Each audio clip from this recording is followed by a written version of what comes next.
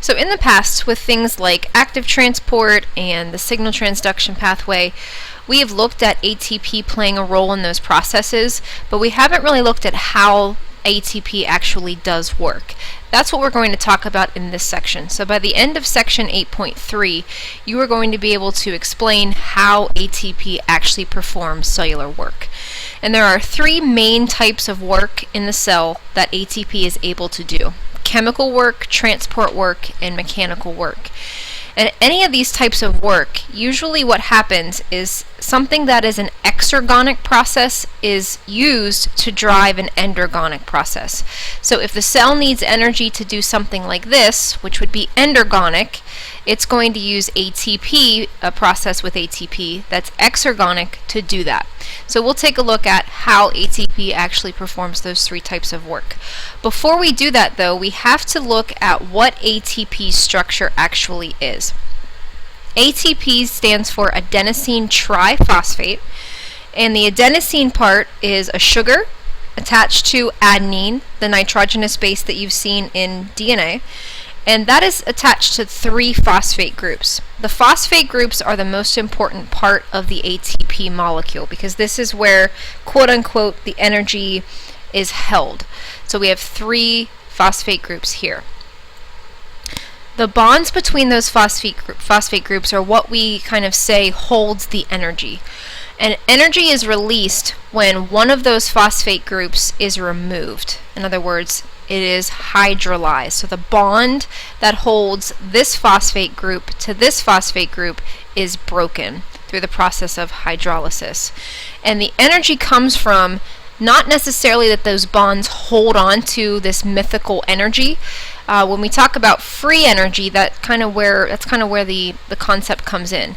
ATP, as it is, adenosine triphosphate, is more unstable, so it has a higher free energy. There's more bonds, it's more complicated, so there's a lot more free energy associated with it.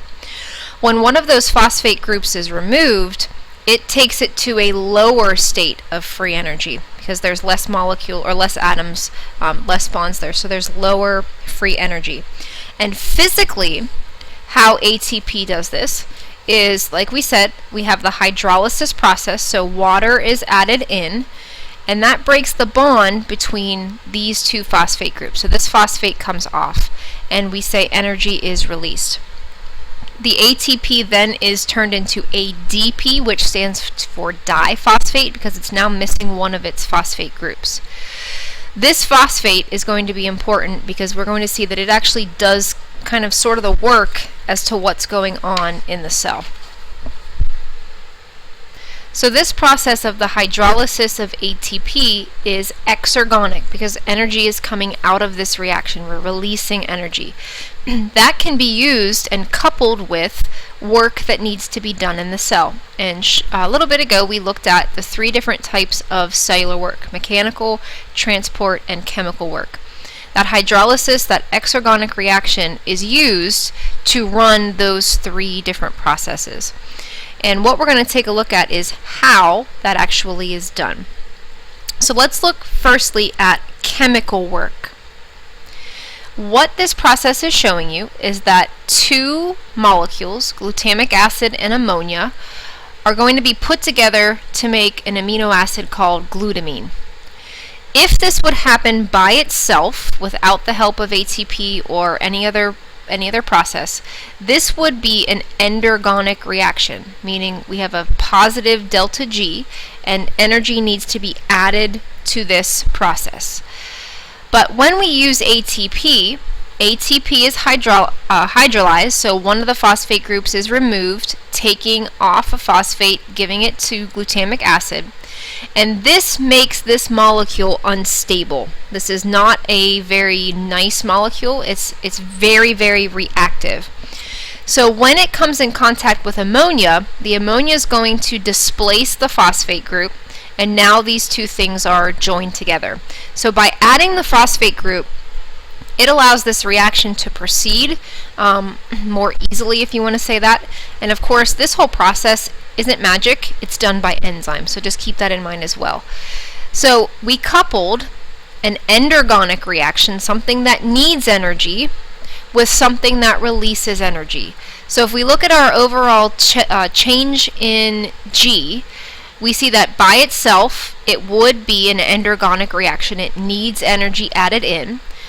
And using the process of ATP being hydrolyzed, that's an exergonic reaction. So this overall free energy change is actually ending up being exergonic because its energy is being released. So this idea of chemical work is probably the one that's the most complicated and the one that's kind of the most difficult to wrap your head around.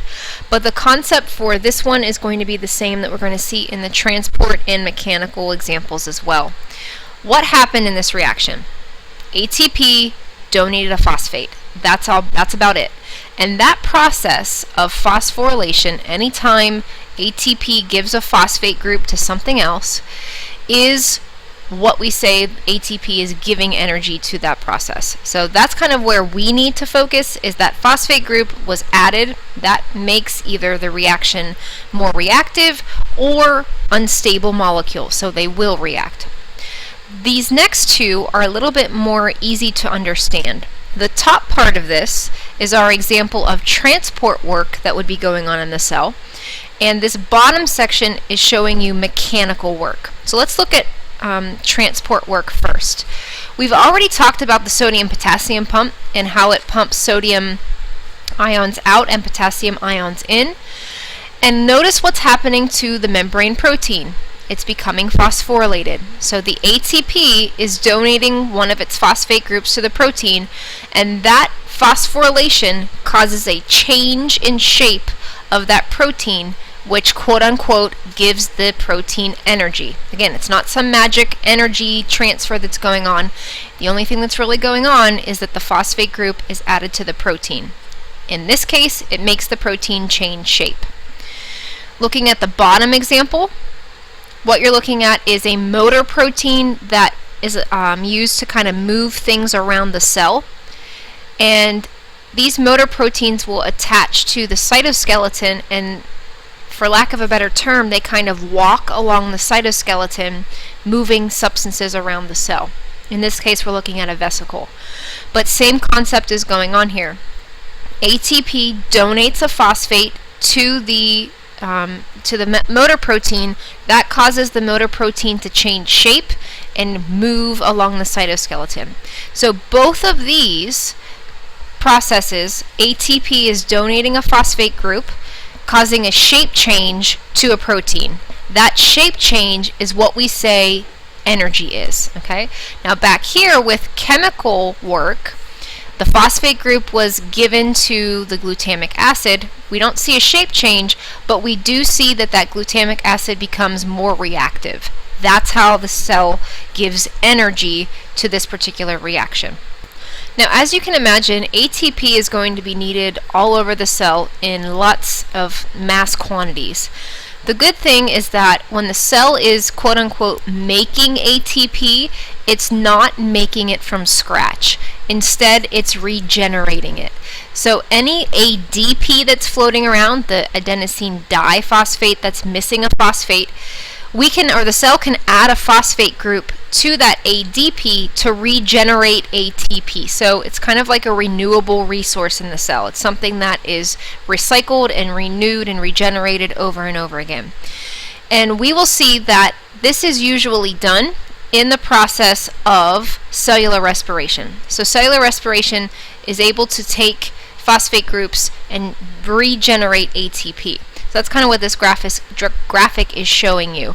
Energy from breaking down molecules, so from cellular respiration, takes those phosphate groups, gives them back to ATP, and then the ATP can go out and be used for chemical work, transport work, mechanical work, whatever the cell needs it to be used for. When the ADP is made, it can go back and become ATP again. So the nice thing about ATP is that it's constantly being recycled and constantly being renewed.